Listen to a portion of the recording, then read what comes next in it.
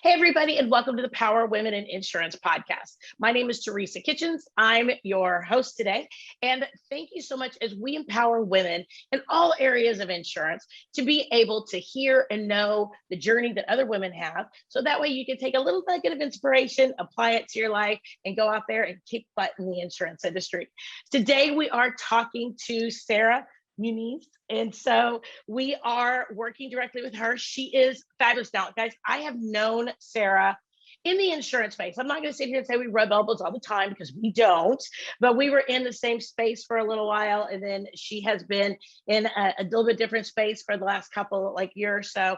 But I'm excited to have her on because we actually talked about this, Sarah, I think right when the podcast first started, like 2 years ago, that you were working on a book about being a woman in the insurance space, and it has officially come out. So Sarah, finally, welcome to the podcast. Hi. Thank you. I'm so excited to be here. Well, like I said, this has been a long time in the making because I know that when we talked about this, because I started the podcast in March of 2020, and here we are. It is officially February 10th, Thursday, February 10th, 2022, and you've been working on this a long time. Tell us a little bit about the book. Tell us what inspired it, how long you've been working on it. I need all the details because this is so important to get the message out about being a woman in the insurance space. And I'm so excited for this book.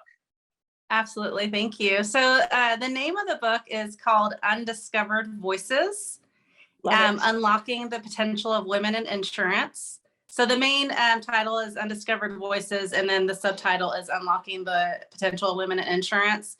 And I literally have a little woman in a lock being unlocked, and there's like a bubble of her being able to talk, and then all these other women beside her that aren't able to speak up. And I love it. And I came into this book, into this idea with a place of wanting to help and make a difference. I didn't want to just say, okay, these are all the bad things that happen. And it's really hard to be a woman in this industry because let's face it, it's hard to be a woman in any industry. True. We still have a really long ways to go. Unfortunately, insurance has a longer way to go for equality as far as men and women and even other races go to be on an even playing field. So I wanted to let people know that the inequality is still happening. And I shared my own personal stories, a lot of very vulnerable stories. Mm-hmm. And what actually prompted the book was I was having a conversation with a girlfriend. And she's all about woman empowerment. She helps insurance agency owners that are women build up their confidence and build up their staff's confidence and their abilities. So she was asking me my story. I shared my story with her. And at the end of the story, she's like, wow, that was very interesting. You have a really good story. You should share it with the world. You should write a book. And I think she was being facetious at the time. I don't think she meant it literally. But my response to her was, first was I was like, I don't want to read a book that I write. And then was my first response. I was like, no. And then my second response was, well, I can't. And she's like, well, why can't you?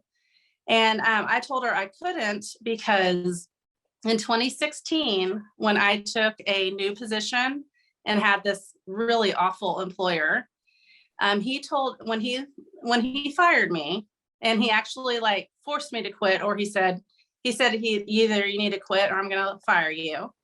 Oh, wow. And if you make me fire you or you share what happened in this office with anybody, I'm going to have you blacklisted in the insurance industry and you'll never have a job again. Wow. And I only worked with this guy for 2 months. And it was an awful experience. They don't tell you, everyone talks about the leap of faith. And I do believe in the leap of faith, but also it's scary. We don't talk about how scary the leap of faith is. And then what happens when you fall and the leap of faith didn't take you to what you thought was going to happen. And that was exactly what happened. My confidence was really, high on my abilities. I felt good about myself until I took that job. And once I took that job, I splatted. My confidence just went down the tube. He was just very belittling. he did a lot of things to make my life really awful those 2 months I worked for him. And then ultimately he told me he was firing me for crying too much. So yeah, he's like, I'm tired of hearing you cry. Well, I was crying because he was on my case every minute I worked for him. Right. And, like your confidence kind of is a little shaken even when you take a new position, even though it might be in the same industry doing the same thing. You still have to rebuild. And I had a book of business and I was really confident in my abilities. And then when I started somewhere new, it was a different type of position. I was kind of like not, like a little bit not sure about myself. And then when I had someone like on my case all the time and I wasn't used to that, it shook me. And and then, I'm not like, I wouldn't say I'm a crier. Like I don't cry all the time, but I cried every single day in that position. And then every time I talked to him, I was crying. And so he was right. I cried a lot, but I think a lot of it was he induced that. He was the cause of like he was making my anxieties and my fears and my confidence just overwhelmed. And I was scared on it. That's what it boiled down to. So it took me I would say it took me 4 years from that point to really figure myself out and figure out where I wanted to be career-wise. And 4 years is a long time when you're trying to figure out what you need to do, what you want to do, what you're good at, build your confidence back up. And at the time I thought he broke me. I really thought he broke me. And so when I told my friend about that, and I was like, her first response was, and she was mad at him, not me. She was like, who is this man? How does he have that much power in this industry? Who does he think he is? And I was like, well, and my response is, well, he's a guy in the industry. All the guys talk to each other. He probably could have me blacklisted. And she's like, no, I don't think he could. I think he was just using that to scare you. I agree. And he still has control over you now. And so it didn't sit with me well. And she's one of those people that will ask those like probing questions and get in your head. Yep. And it's like that little ninja that's stuck in your head. And you got it planted in there and you don't know why, and you just can't stop thinking about it. And all night I tossed and turned and could not sleep. And then I woke up and I told my husband, I was like, I have to write a book. He's like, what are you talking about? I was like, I have to write a book. And my inspiration is my fire is this guy who told me that, he'd blacklist me. I was like, not only am I going to tell his story and what happened, but I'm going to put it out for the world to see versus just telling a few people. So, so that was me taking my control back. And I think a lot of times things like happen and land in a certain way, in a certain order. The universe knows more than we do. And it just happened to be that I had just met a publisher and became pretty good friends within that last year. And they only do insurance books. It's Insurance Nerds. Nice. And I just texted Tony Conness and I was like, hey, would you be interested in a book about women in insurance? And he's like, yeah, send me an outline. Let's do it. And that was kind of like the end of it. That's where the journey started. So, wow. So it's been a fun journey. And I was a little obsessive in the beginning. Like I think I wrote 20,000 or 25,000 words within like a 2 or 3 month period of time. Wow. I wouldn't say that it wasn't messy words. I'm sure the punctuation and a lot of it was just me like releasing all these stories that I had in me. And then they helped me figure out, okay, like we need research. We can't just have stories because people won't, be able to know what to do with the stories and what are we trying to accomplish with the book? Are we just calling out all the men that mistreated you? Or are we going to really like try to solve a problem? And the problem that I really wanted to solve, and I kept hearing a lot about it, especially like in 2020 and 2019, was us not having enough talent. Like people want to retire and they're afraid to retire because we don't have, we have a talent shortage. And it really didn't sit with me well that we had a talent shortage when I know so many other women, including myself, that are very talented, but can't make it past a certain ceiling unless you go and open up your own agency. But a lot of women don't have that kind of money. Yeah. And especially if you have a young family and there's so many different factors. And so I started like really doing the research and really thinking about it and seeing like where the C-level women are in the insurance industry. And I thought it would be like, 30% women in the C-level. It's not, it's 12%. Wow. So we have 61% of the industry are women, and only 12% make it to upper level management positions and higher. Wow. Wow. So, okay. So this is actually a really interesting conversation because I do own an agency in Austin, a location in Austin, and then I own one here in Dallas. And so what I do is actually just got back yesterday. So what I do is when I drive, I listen to books. And so when I was driving this time, I finished off a book I've been working on called The Confidence Code. Have you read that book? I don't know if you have or not. And it's just about women in general. It's just about women in general. It's not insurance based at all. And one of the things that they really say in there is that women are much more afraid to ask for that promotion, to get in there and to ask for the movement in their career. Whereas it's not that they're not worthy. It's not that they don't have the intelligence or they don't have the designations or the whatever it is, right? They just don't ask for what they want.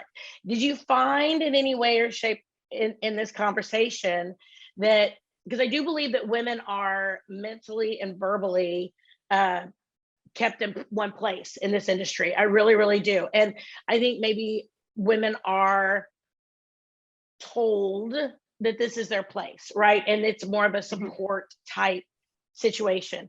But I also think it's a combination of that and the fact that that's stereotypical where women are in the industry, and women don't think or perceive that they could do more, maybe. And they're not asked to do more, right?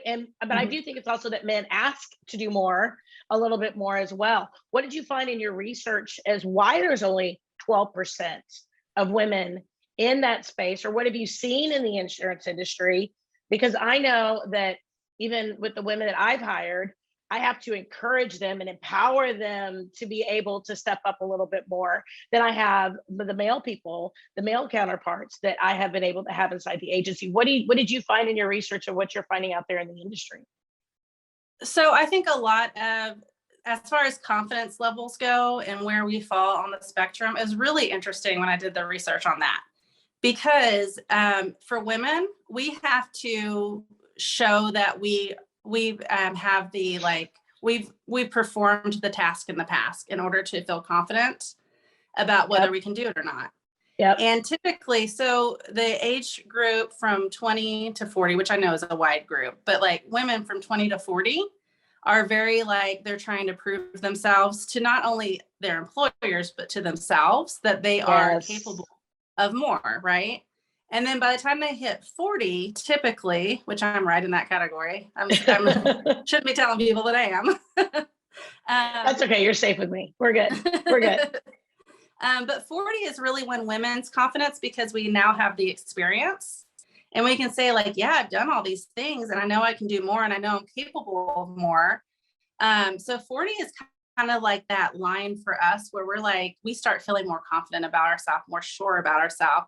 And also you have to remember that 20 to 40, probably like 25 to 35, a lot of women are having families, starting their families out.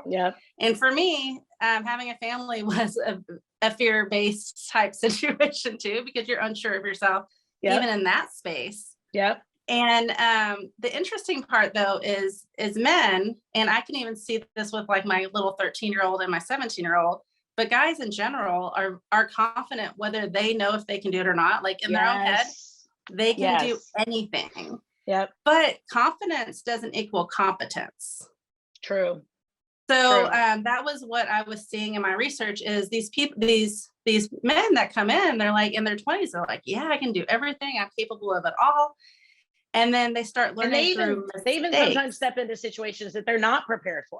Like they have no idea what the heck's going on with commercial insurance, for example. I mean, a lot of people feel like they can't go from personal lines to commercial lines because the fact they feel like they don't know what they're doing in commercial, and Right. they have this fear based around it, right? Men or women. I think women have a harder time jumping into that. Men are like, all right, let's go. We're going to learn, blah, blah, blah. Women want to go out and learn it all first and Want to then go. get And Mhm. I gotta say, me, same thing. And I mean, I've owned the agency now 19 years, and we're moving more in we're expanding into a commercial space. But I've been terrified about that. I'm like, oh, I know personal lines like the back of my hand. I could do that all day long. But the idea is that I didn't want to go screw with somebody on the end of their commercial if I was going to do something wrong. But whenever I Mhm. hear about commercial insurance, people are like, oh, just jump on in there and you're going to figure it out as you go. I couldn't do that. And I literally have been struggling with this for probably 5 years. And I just decided to take little baby steps and just step forward because there were no other answers. I asked the question a million times, where else can I get this training as an agency owner? Because I don't have, an owner to teach me necessarily. And so, and a lot of training programs are like, oh no, you're the agent, you're the owner, you can't be in this. It's only for producers, it's only for people who work in the agency, not people who own it. And I just got very stuck. And as a Mhm. woman, I didn't want to do that. But a man, oh man, they just jump right in there and they have no idea what the heck they're doing, right? Yeah. Yep. Yep. Yeah. Absolutely. Yeah. And so it's really interesting to see that. And so on the other end of the spectrum, Mm, though, men become less confident in their abilities in their 40s. So that's the really interesting really part. Yeah. So women, our confidence gets built up because we've interesting. seen what we can do. And we're like, yeah, we're capable. Like I would have never thought 2 years ago that I would write a book or I was capable of it. Right. Yep. Yep. But I was right in that sweet spot in my age where I was like, well, let me just try. Let me just see what happens. I've done all these other things in my career and I've had success. Let me see if I can have success doing this or at least get this out there. And men start seeing that all the mistakes that they made between 20 and 40, and then they doubt themselves because they're reflecting on the mistakes that they made when they were overly confident but not competent. So it actually Ah, reverses at a certain interesting. age. So Interesting. that's the really interesting part. And there's a lot that can be done though on the company side. Women have different needs than men, and some of the needs are similar, but a lot of it comes down to training, like you said. If a woman can feel like they will have the right training in place to be able to be successful in a position, and they have the right kind of support system, we're more likely to go for it versus a guy that's like, I'll just figure it out. Like if I fall and I'll just get back up and keep figuring it out. It's just different the way our brains think. We compartmentalize more. Actually, they compartmentalize more, I think, and then we're more like our brains are kind of like all over the place, where it all like intertwines and we overthink. And we sometimes put ourselves in analysis paralysis where you're like overthinking every Yes. scenario, freak Yep. out. Whereas guys are just like, okay, well, here's my box. I'll just do that box. And so it's really interesting because like we're so much stronger as a unit working together and learning how, okay, these are the strengths of men. And some of those strengths are women's strengths too, but this is maybe what a guy needs. Maybe they need more time, like maybe their confidence, they're overconfident, and we need to give them a little more competence. But this woman, she's over here, she's competent. She just doesn't believe in herself. She still deserves a chance. We need to put some career pathing in her way, some training in her way. And I don't know about you, but I had little to no training in the insurance field. I had to figure it out as I went Yep. because training, and especially on the agency side, a lot of agents don't train. They just kind of like figure it out. I Yep. figured it out, you figure it out. Yep. And it's scary when you're trying to figure things out and you're like, man, I hope I'm doing this right. I hope that this person has the proper kind of insurance if their house burns down, because I don't really know what I'm doing at this point. Yep. Yep. Yep. Um, and we really worry about those things. And so I just hear, and even like talking to men and women, we just think differently. And then the other thing is I for a long time I thought of myself as a loser because I was like in my mid-30s, and I would compare myself to these other people that didn't have children, and Yeah. their careers took off much more quickly, but I didn't ever attribute that to I had kids young. So I started having kids in my mid-20s and got married at 21.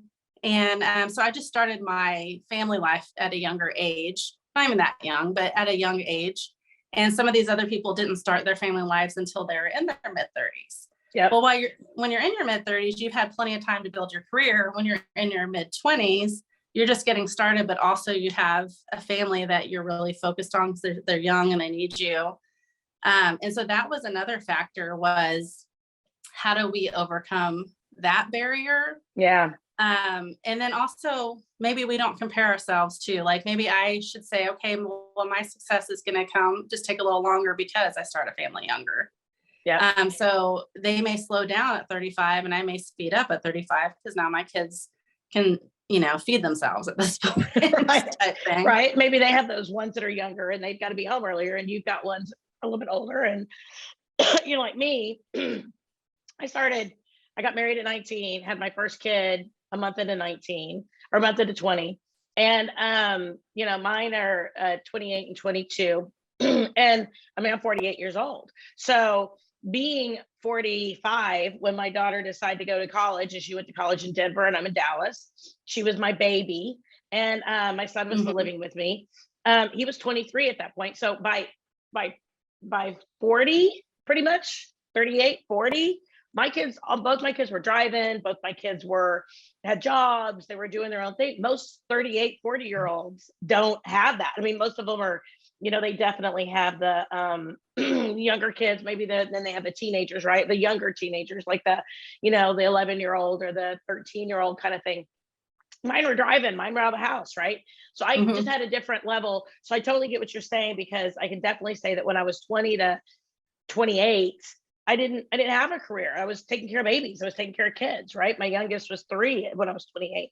And but most people, they spend that time building a career. So by 30, I might have a year or two of a little bit more freedom with having, a little bit, my kids were getting to where they could have a little bit more freedom, whereas other people were going in that direction. So I totally get how that is completely, everybody has their own season of life, right? Everybody has their own season of life. I think we also are more nurturing as a woman, as far as like our parents go. We step up and we take care of our parents more if they are physically in need. And so that may play a part too in different areas, child rearing, taking care of our parents, taking care of our spouses' parents, right? And because we do that. But I think women need to be conscious of that Right. everything has a season.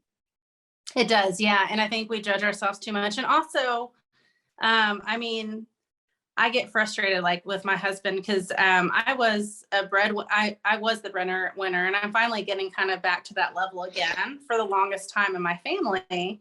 However, if one of my kids was sick, guess who stayed home with them every single time? Because his job was always more important than my job, even though I was making twice the money. And I think like that needs to change, like in the employer's mind and the man's mind. Like, if you have kids, you have 50% responsibility of taking off and taking care of them.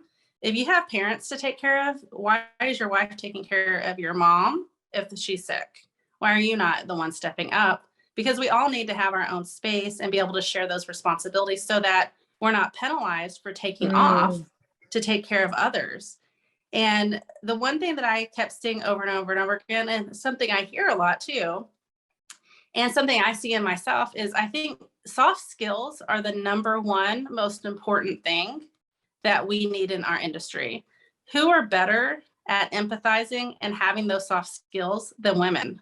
Yeah. I don't think anyone, and I don't think anyone could argue with that. So if we're like really good at, making sure the client feels safe and secure, and we're going to take care of them during a claim situation, and we really care about them, versus someone who's just trying to make sure they get all their numbers. And we need both kinds of people in the industry. I'm not saying we don't, but we need a balance of that, to where it's more, you know, we even out that playing field. We don't make it so difficult. And also, like, one story that I share in the book, I got let go for having my first baby. And so there's like an assumption that you don't want to work if you have a baby. That was just 16 years ago. It wasn't even that long ago when you think about it. So that shouldn't be something that happens. I can't even imagine that that would even be legal, actually, you know, because I would see that as discrimination. I mean, but I don't think that, I think that so much of the insurance industry, especially on the agency side, is self regulating. Like, you know, we're not part of a big corporation, right? I mean, typically, especially on the independent channel, right? I mean, you have Allstate, you have State Farm, you have Farmers. They're part of a larger network, but on the independent agency side, who's going to call them out? I mean, if an agency owner says, bah, unless a woman has the courage to sue somebody or officially go after them, who's going to call them out? Right. And I think that gives maybe some owners a little bit too much power over us. It does. It does. And yeah, and I would say, like, as far as industry goes, I'd say the agency side, because there's so many small agencies and a lot of them are owned by, sorry, I was not saying it right, owned by older men. Maybe with older mindsets. And then the problem is a lot of times those older men may train a younger man and train them, like that younger man may come in with all these ideas of like, yeah, I'm gonna like, I really believe in equality and equal potential for everyone. And then the owner shows them a different side, or shows them what they see, what they think, and they'll change their mindset, not for the better, if you will. But and it can also work the other way. Like if you have a really, you know, great, you know, owner of an agency, and you have, you know, unlimited potential, like it's like, hey, where do you see yourself? And you give a good example to all your people below you, because it all trickles down. So what they see leadership do, they're going to mimic, because they're like, okay, this person's been successful, so we're gonna mimic that behavior. And, you know, every layer goes down. And it's not just, so the agency side, I would say, is the toughest and is the hardest.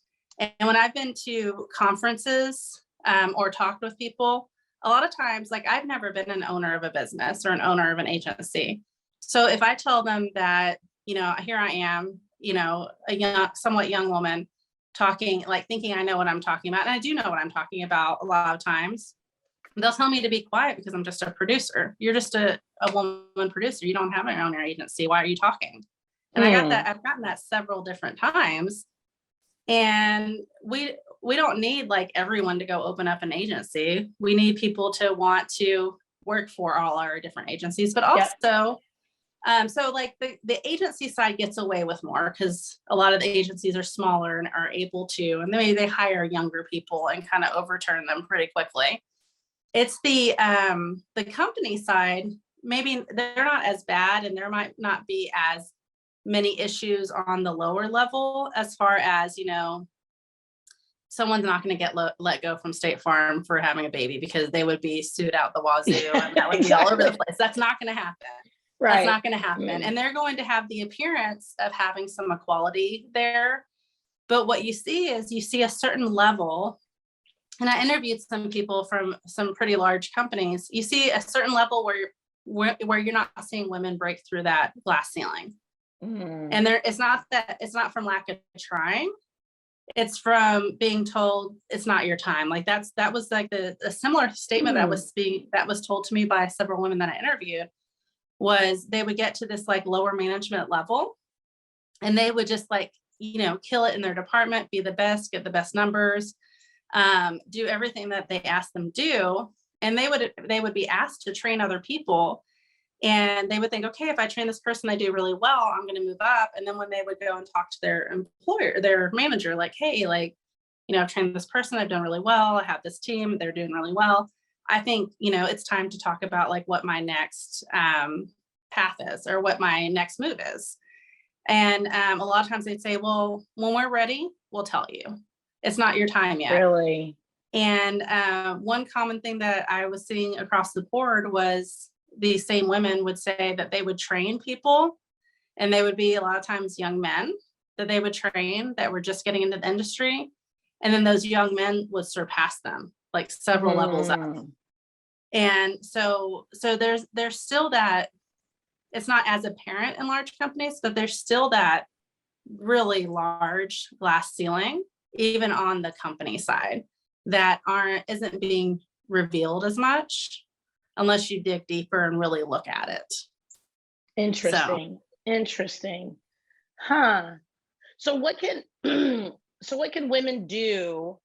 And not that it's a woman's responsibility, that's not what I'm saying whatsoever, but what can we do either on the corporate side or on the agency side, whatever, to make ourselves more visible for those promotions and so forth? And then on the other side of that, definitely there's the role that the other levels, the senior, need to look more at women and so forth as well, and so forth. But because I come back to the idea, are we asking for that? And I know you're saying women are asking and they're not getting it. So is there something that we could do? Like, maybe, I'm not going to say call people out, because that's not what I want to be able to say at all. But I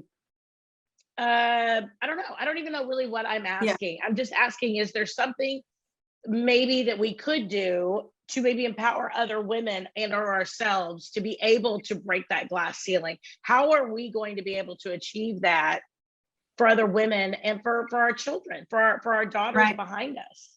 Right. And that's exactly, like, my daughter was my inspiration for and my drive behind the book, because I want to see the world change for the better.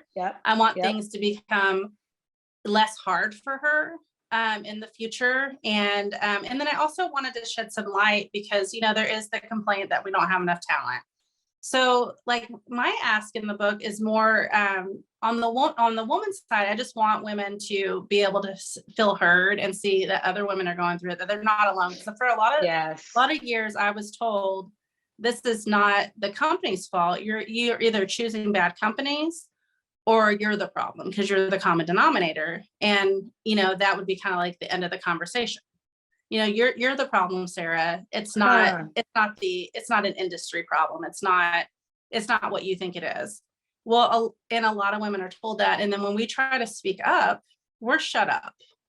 I would put it that way. And that's why I wanted to call it Undiscovered Voices, because I have several stories of women, finally being able to share, like, this is what's happening. This is what happens when I speak up.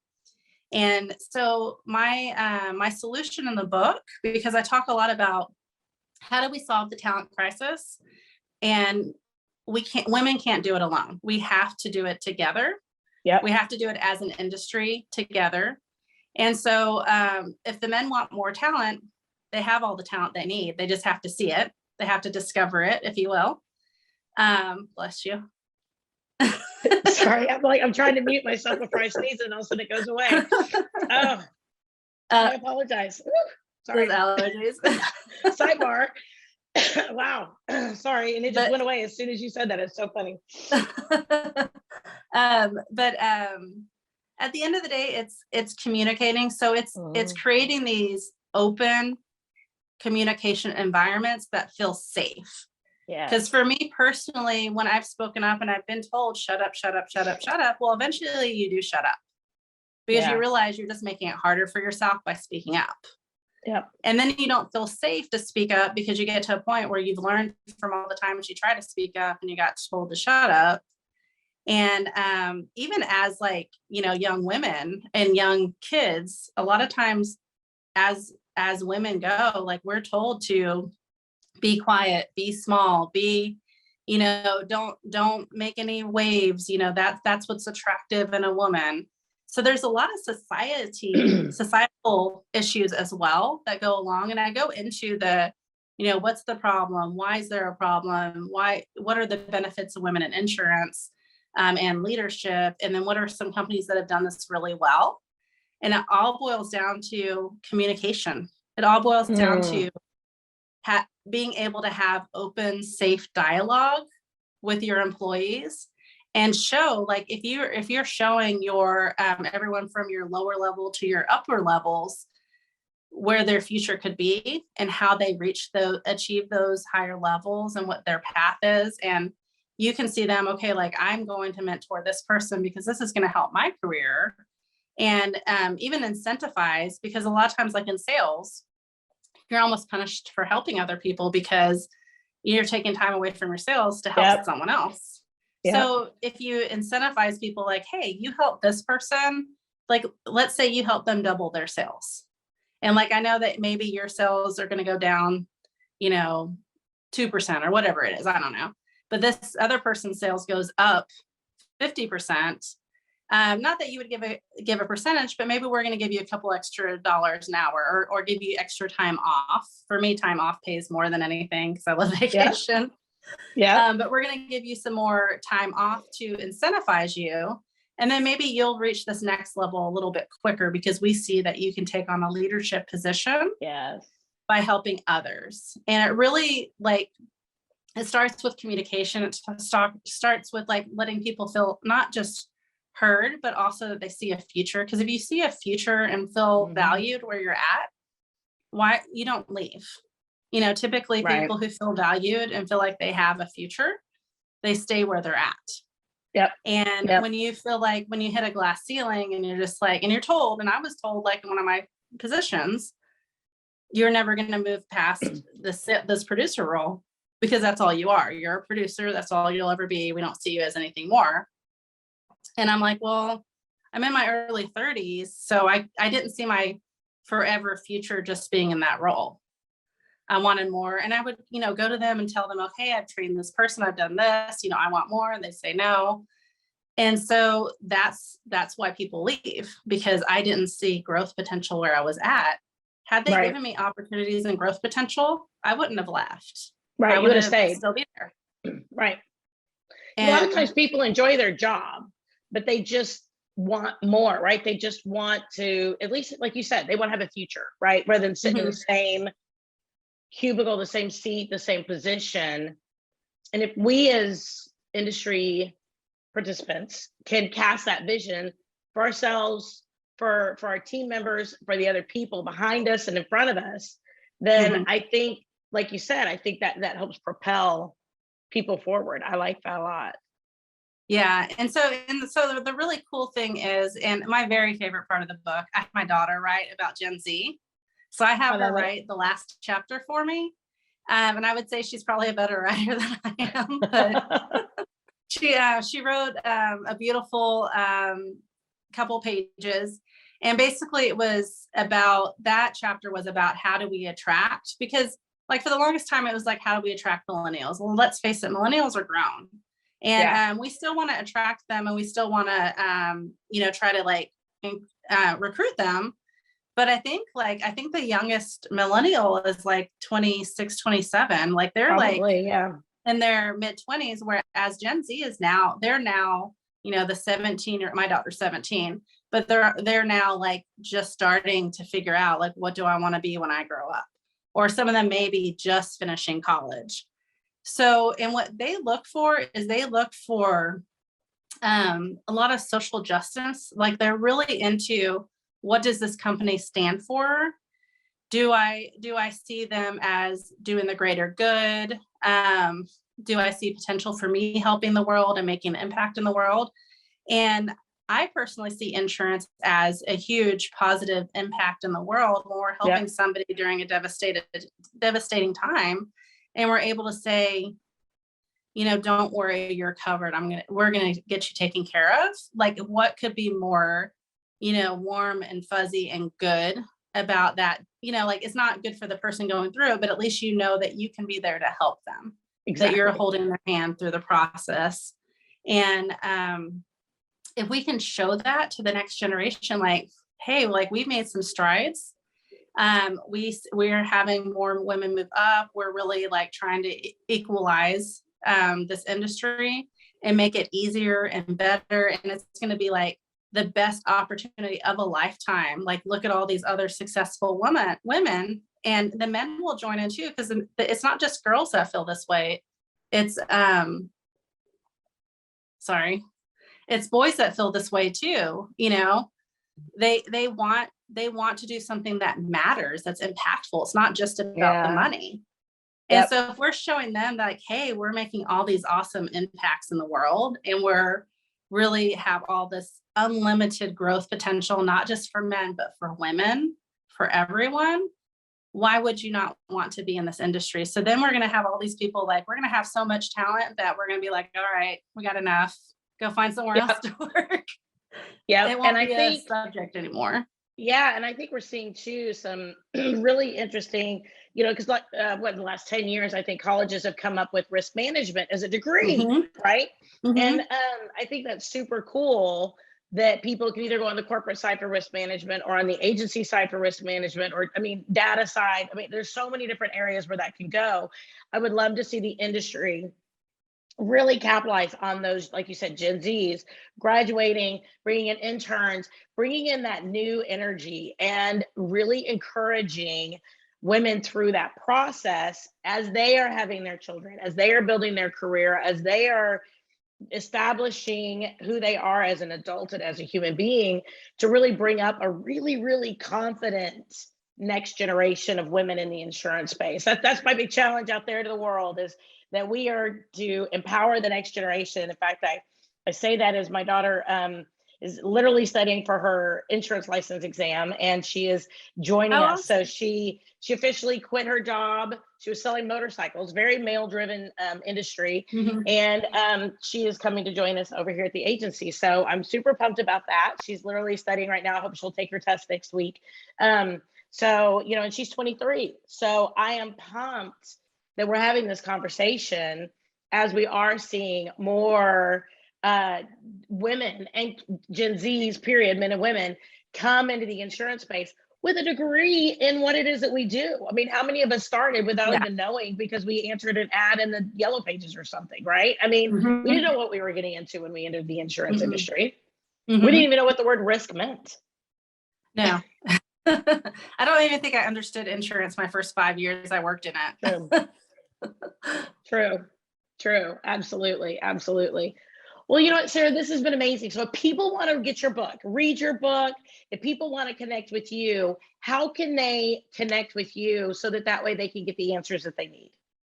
Absolutely. So I'm on LinkedIn, and it's just Sarah Muniz on LinkedIn. I don't know what my actual at LinkedIn, but I'm pretty easy to find.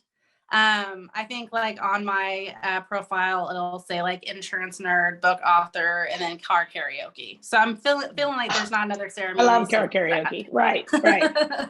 As long as no one can hear me, I'm safe with karaoke. So LinkedIn is a great place to connect with me. My book is available on Amazon, and right now, if you put in Undiscovered Voices, it is actually moved up to the first book that pops up. Congratulations. Thanks. So I'm not sure what that means yet, but I just know that mine was number 5 when it first started in January 21st. And now that it's 2 weeks in, it's popping up number 1.